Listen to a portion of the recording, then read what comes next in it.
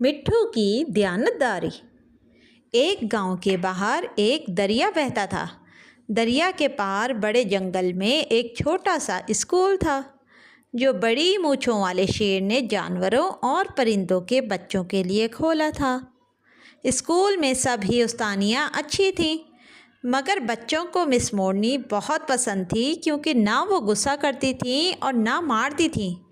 वो बच्चों को मज़े मज़े की कहानियाँ और नज़में याद करवाती थी। बच्चों में मिट्ठू तोता भी था। उसने नया नया बोलना सीखा था। उसके अब्बा ने उसे स्कूल में दाखिल करवा दिया, मगर उसका दिल पढ़ाई में नहीं लगता था।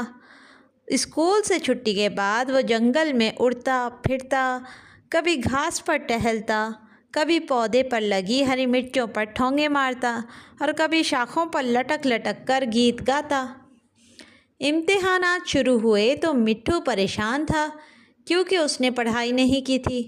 उर्दू के पर्चे में एक सवाल के जवाब में वो उलझ गया। बंदर ने मदद की पेशकश की। मेरा पर्चा देख लो। मिट्ठू ने फ़ौरन इनकार करते हुए कहा, मैं दयानतदार बच्चा हूँ। ये बुरी बात है कि मैं इम्तिहान में बददयानती से काम लूँ।